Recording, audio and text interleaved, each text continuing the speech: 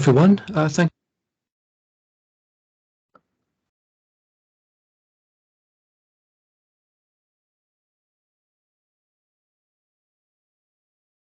Hi, Craig. I think we've lost your mic.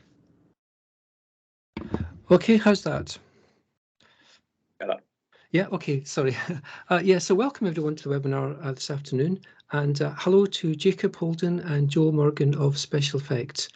And just to say, if you're unfamiliar with SpecialEffect, they do some absolutely fantastic stuff with adapting switches, game controllers, Xboxes, all sorts of things, and personalizing switch adaptation really to make a lot of gaming accessible for people with various difficulties. So it's great to have them on today. So I'll just hand over to Jacob and Joe.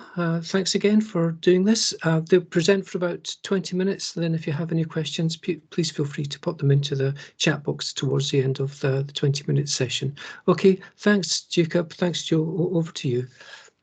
Great. Thanks, Craig. So, hi, everyone. My name is Jacob, and I'm one of the occupational therapists working at SpecialEffect. And same for Joe, I'll let him introduce himself. Hi, yeah, I'm Joe. I'm also one of the occupational therapists for SpecialEffect. So yeah, we'll just go a little bit into our role as we progress through the presentation. So, SpecialEffect is a charity, and it's to help people with physical disabilities to get access to computer and gaming tech if they're unable to use the standard controls for a particular either tech or gaming console. So someone who may struggle to access a standard gamepad for a games console, then we do our best to try and help them to be able to play the game, sort of working around that by means of specialized equipment. So SpecialEffect was launched by Dr. Mick Donegan, who's also one of the audience members here back in 2007. This is a fairly old photo because Joe is sort of towards the right there, but I'm not sure how old this photo is because I started about 3 years ago. So the team has grown quite a fair amount. I think that there's roughly about 30 people now within the team. And as we're a charity, all of our funding has to be raised entirely on donations. So we've got a dedicated fundraising team who have done a fantastic job with raising funds throughout the years to make sure SpecialEffect keeps flowing. So this was our start in SpecialEffect was to help with access to technology, mainly for games and leisure. So Joe and I are part of the Lone Library project, which is our core focus is to help individuals to access video games. And as new consoles have come out and video games have become a lot more of a kind of socially accepted occupation, people are playing them more, and it's just such a massive audience appeal to video games now. So our demand has only ever sort of increased as the years have gone on. So yeah, as I mentioned before, it's people who can't access the standard controls of a particular game console or PC. So we tend to look for ways around that by using various switches or joysticks or specialized controllers to help them play. And we can try and position them in ways where the individual has movement so that they can access the joystick or the switch. So if someone's got a little bit of movement, doesn't matter how much movement they have, whether it's kind of a large movement or whether it's a very small amount, we'll do our best to position joysticks and switches and controllers by that person's limbs. So examples of some physical disabilities that we work with include a spinal cord injury, brain injuries, neurological conditions like strokes, other conditions like Duchenne's muscular dystrophy, where someone may have very limited strength in the rest of the body and in their fingers, or cerebral palsy, where people might have uncontrolled movements and therefore find buttons too small to press. So every single assessment that we do is completely tailored to the individual based on the games they want to play and the console they want to play it on, and also their movements. So usually, pre-pandemic, we would be visiting people in their homes all across the UK. So we would often drive to their house, and we take a whole bunch of equipment, and we do a sort of trial and error thing, where we tried a bunch of equipment for this person to have a go with and see what works best for them. So because the pandemic kind of threw that out the window, we had to adapt significantly. And so since then, we have been doing video calls to support people instead. So rather than visit them in person, we would often video call, and we would question and ask what games they want to play and get a feel for their movements by having them show them on camera. And then we would discuss, based on our experience, what we think might work, to see how we can help them with gaming. So once we kind of got an idea of what equipment might work for an individual, then we post out the equipment, and we also have a follow-up video call to help them set up the equipment and kind of see how they get along with it. And it's also part of what we call a long-term loan. So people can borrow the gaming equipment for as long as they wish to, as long as they are using it. So yeah, they're welcome to sort of continue using it as long as they are using it to help them play better. So the games that we come across, a lot of them do vary in their complexity. So some of the games that you see here like Switch Lanes, or you've got Mario Kart here, these games can be played with a single button or a single switch. So in Switch Lanes, it's just a case of kind of pressing where you want the arrow to sort of aim in, and then press it again to start bowling. And for Mario Kart, you have the option to, for example, you can turn on a hazard auto accelerate option and also an auto steer option. So if you had the auto steer option on, all you'd have to do is hold down a single button, and then the car would essentially not come off the tracks. And so there wouldn't be any need for example, a joystick or anything like that. So they're kind of the simple style games that we work with. However, there are more complicated ones. So this is a screenshot from the latest Ratchet & Clank game on the PlayStation 5. And this is a kind of game that does require pretty much every single button and joystick on the standard gamepad to play it with. However, there are certain settings within the games, particularly in this one, which can make playing the game a lot easier and also reduce the controls to playing there. For example, you've got in this game, you have different ways of getting over gaps and moving them out. You can have hover boots, so you can swing over gaps, and they all have their own unique button to do as actions. But there is a function where you can map all those actions to a single button, so that it eliminates 2 or 3 buttons to play. So that can help someone out massively if they find that too many buttons in the controller is what they're struggling with. But if you take a look at our website, gamesaccess.info, so this is essentially a collated website from a lot of games that we've looked over the past, and we've gone through the controls and the helpful settings that people might find useful. So games like this one, Ratchet & Clank, we've also got games for of course, for Forza or Halo. There's such a wide variety. It's definitely worth checking out to see what kind of settings the game has to offer. So this is an example of the website itself. So you see I mentioned Forza before, and there's Wario here. And yeah, it's definitely just worth taking a look to see what's available out there. And there's also links to videos that we've done and uploaded to YouTube as well. So these are the kind of things we work with. You've got PC, Xbox 360 and Xbox One, and also the series consoles, SX, PlayStation 3, 4, and 5, Nintendo Switch, iPad and Android devices, and also eye gaze technology, which is certainly one of the more important ones we could say, because we are working with doing an eye gaze games website, which is also worth checking out as well, where you can essentially play games using an eye gaze system or just using a simple like point and click. So if you want to take a look at eye gaze games as well, then we'll also put the link in after this. So the process that we work with to help people, so we get an initial inquiry from the individual who wants help, and then one of the Learn Library team members, such as myself and Joe, we would then get in touch and try and gain more information to see how we can help.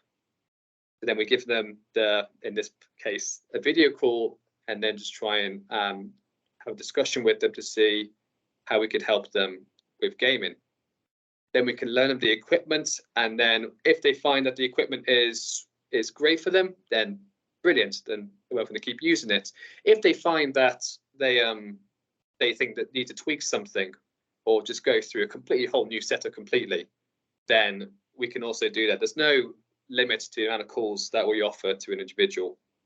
We offer a lifelong service, and so it's as many calls as it takes to get the person playing.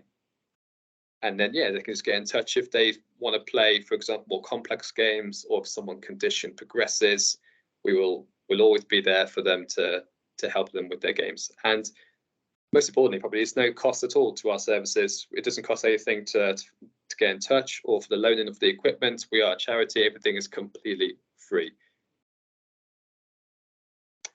So now I just want to talk about someone that we've worked with in the past. When it comes to people that we work with, we like to ask them whether they like to feature as what we call that, like a case study, to feature on our social media. So here we have Ethan, and we got permission from Ethan's parents to share the photo across social media and also to use in this presentation. So Ethan has cerebral palsy, so he finds that the standard controller on the PlayStation 4 was just too fine to use because he's got quite large movements. And he really wanted to play the Lego games and Spyro Reignited trilogy on the PlayStation 4. So what we ended up going down was using this large joystick here, which is called an Ultra Stick. So it really accommodates Ethan's movements, as he can hold on to that ball topper there, and he's able to move it very well himself. And also with his left hand, he's got access to 4 of the what we call the face buttons. So you've got the X, circle, square, and triangle buttons on the PlayStation. So he's pretty much got access to a lot of the core buttons and the core joystick in order to play, for example, Spyro, because you pretty much just need those buttons to play that game comprehensively. Other games like the Lego ones do require a few more buttons. So there's an option where he can have someone else play alongside him and share the controls with him. But we can talk about more about how we do that, which Joe will mention later. But yeah, it's all plugged into the Xbox adaptive controller via Titan 2. So this is where Joe will start to take over, and we'll start discussing about the kind of equipment that we typically use. Yes, so we thought it would be helpful to have a look at some of the equipment that we use as well. Over the years, we've used a variety of different switch interfaces that we use to get accessible buttons, and then we can position them wherever the person can press them. The Xbox adaptive controller has been great because basically it's got a switch port on the back for every single button on the Xbox controller. And it's also got a couple of USB ports for joysticks to go into as well. A big part really of what we do is we look to see what skills and strengths a person has, and then we try and match our equipment to meet those skills and strengths. So that can be a variety of different joysticks or buttons. It could also be using a standard controller that just needs to be positioned in the correct way to meet the movements and skills that they have. The adaptive controller, as I say, has been great because it's been designed specifically for gaming. It works on the Xbox One, the Xbox Series consoles, and also on PC.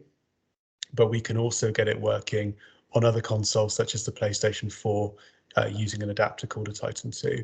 But we'll have a little look at some of the joysticks and switches now. So these are just some of the joysticks that we use. You kind of got the bigger chunky joysticks, and some people find that they're much easier to grip.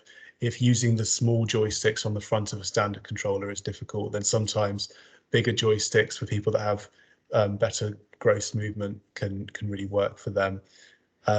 We also have the little joysticks, which are more similar to the ones that you actually get in an Xbox or PlayStation controller.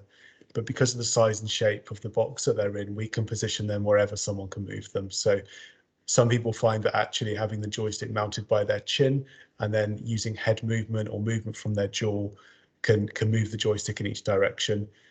There are also low force options, so that basically means that the joystick only requires a very small amount of movement to be able to move it in each direction. And for some people, that can be really helpful as well. And in terms of switches, there's quite a wide variety, but here are some of the ones that we use quite regularly at the moment. There's the little ultralight switch. That one is on the top left of the screen. They only require a very small amount of pressure to activate, and they can be plugged into the adaptive controller, made to act as whatever button a person needs it to be. So if they're playing a game on Xbox, they could plug it into the A port, and that might act as jump in a specific game. And that could be mounted anywhere that a person could press it. So some people find that actually having it next to their toe or next to a finger, we use Velcro regularly, and we Velcro them to the side of controllers, onto someone's wheelchair, onto a lap tray, just wherever someone can activate it. That just goes for the bigger buttons as well. Some people find that actually having a much bigger target that needs a bit more pressure to press is better for them. So we've got that kind of bigger round switches as well. And on the bottom left-hand side of the screen, that's the Logitech Adaptive Gaming Kit. It's designed to work with the adaptive controller. When you buy that, you get a whole range of switches, which is great, because the switches on their own, that they're quite expensive. So the Logitech Adaptive Gaming Kit is the most cost-effective way for people to get a wide range of buttons.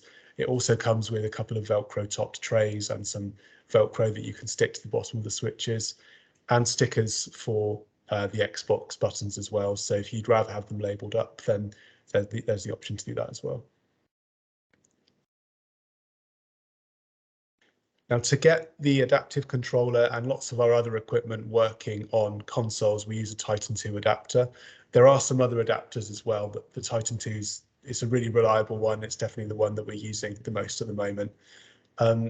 It has a range of things that we find really helpful. One is that we can use controllers that aren't designed for that console. We can get them working on that console. So, for example, someone might find that they can use an Xbox controller really comfortably, but they want to be able to play on PlayStation. So using a Titan, we can get an Xbox controller plugged in, and then they can play using the controller that works best for them.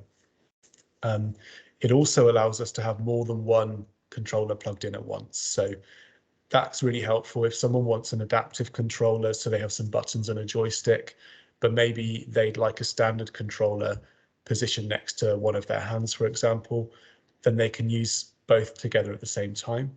It also allows for cooperative play. So they might have a friend or family member could hold a standard controller, and then the person might just have a couple of switches or a joystick or a combination of different things, and they can work together as a team with both people controlling player one. The Titan also has lots of other options in terms of software.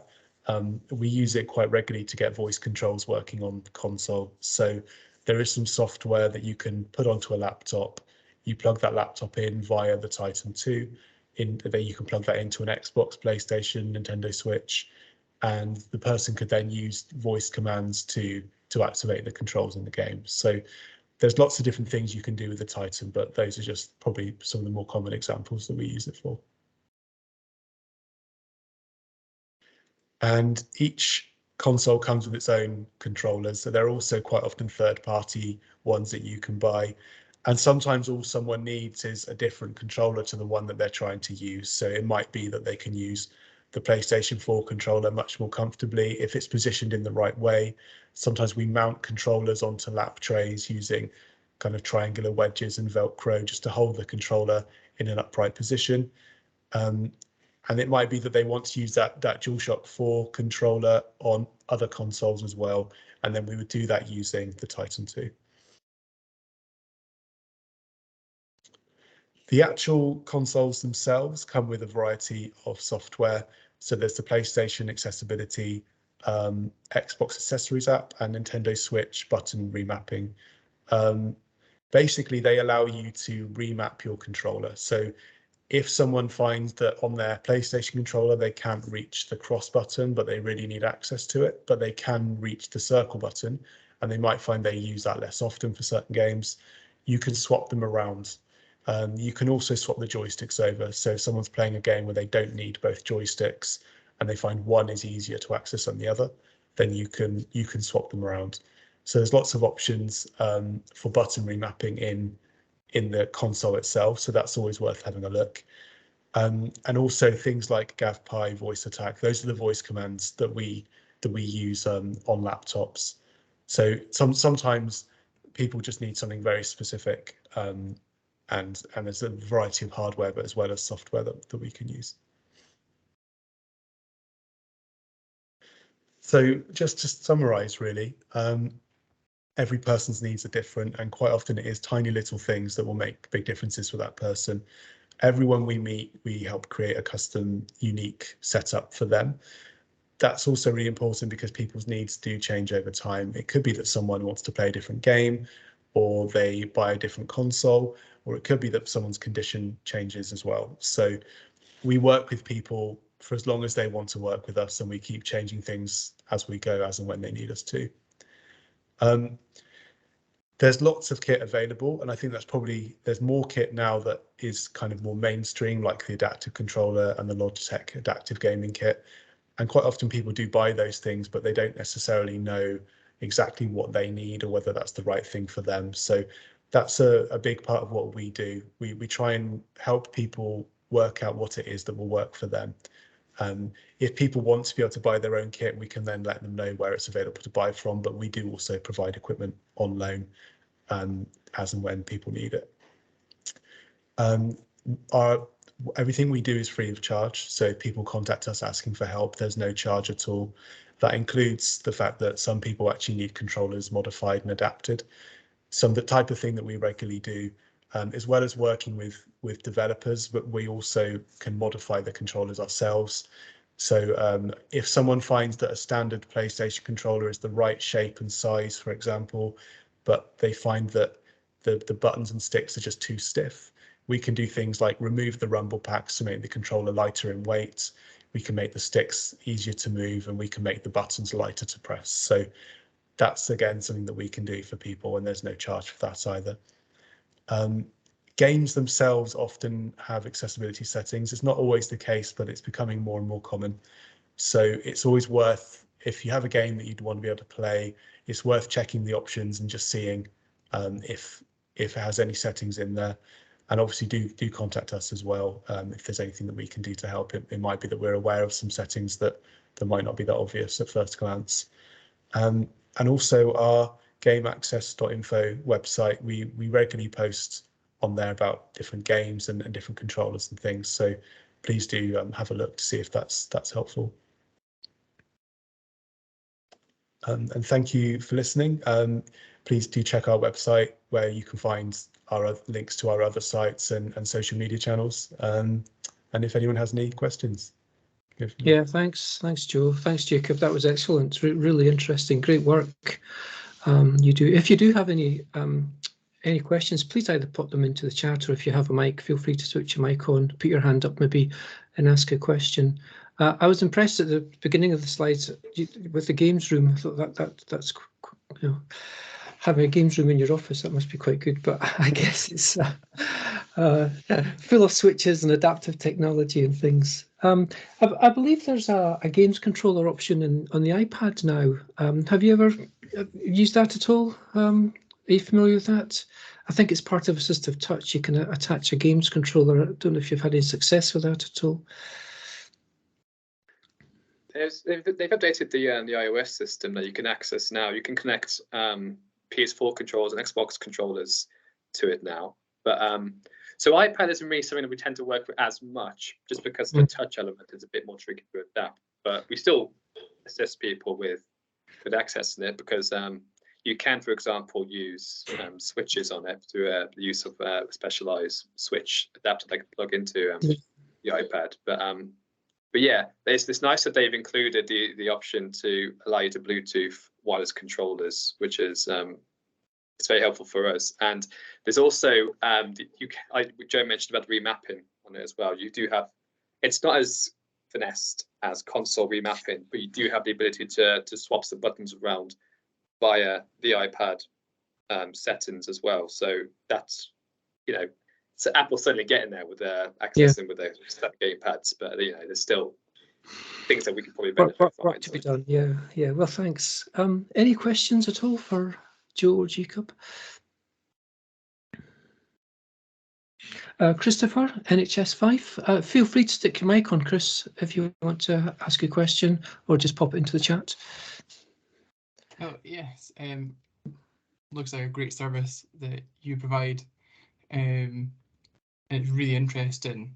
I just wondered if you prefer professionals to get in touch with yourself, or for the families to get in touch with yourselves instead. What do you prefer? So by and large, we do ask that people either contact them themselves or ask if their family can. Part of the reason for that is because we ask for sort of just very detailed information quite often around the games as well as their physical movements. So quite often it's things that only the person themselves might know. But also just because long term it makes it easier for us to stay in contact with people, because then we've got direct contact with the family, because we do loan equipment and we do offer a lifelong service. So it just means that we're always able to stay in touch. Okay, that sounds good. Thank you. Thanks. So there's a question from Stephen Kessler who's asking, have you modified any of the retro consoles that have been coming out, such as the NES Classic? A bit tricky ones to adapt, unfortunately. It's because I think they've still got some of the old hardware from before, but there are ways we kind of work around that. So there are certain games that maybe find it unlike the NES and the SNES. If there's like ROM packs that you can get, for example, on a PC or anything like that, then we can basically use the computer as a means of plugging in equipment. So there are ways of getting around things like the classic NES and SNES. But yeah, we do tend to try and find the ways as best we can. It could be really complicated by the end of the day. You have loads of wires coming out of every orifice in the computer. But yeah, we'll do our best to modify it as best we can. Yeah. I still have some old keyboards with the old serial ports on them. Yeah. Thank you. Doesn't seem to be any more chat. Any more questions for Jacob or Joe? No? Okay, thank you. Well, this has been recorded and we'll send the recording out. My colleague Robert will send the recording out. I'll send you a copy as well, Joe and Jacob as well, so you've got it, okay? So that's great, thanks. Yes, thanks, SpecialEffect is amazing. It truly is, says Dale. So yes, agree with you there. Thank you. Okay. Yeah, lots of great comments coming in now. Thank you very much. Great charity. Thank you very much for your time. Thank you very much. Amazing service. It is an amazing service. Thank you. Okay, thanks everyone. Okay, I'll close it down now. Thank you. See you. Thanks, Jacob. Thanks. Thanks everyone. Bye. Bye. Cheers. Bye.